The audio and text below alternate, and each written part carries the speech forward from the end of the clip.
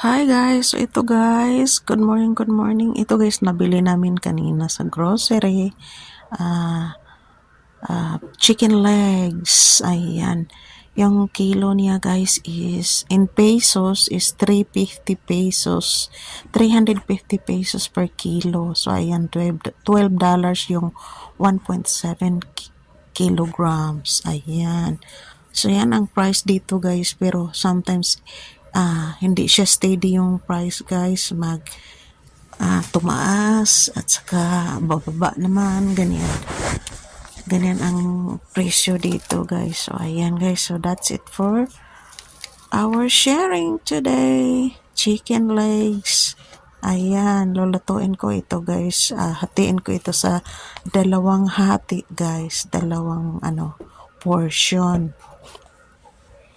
Kasi marami siya. So, hatiin ko siya guys. Ayan.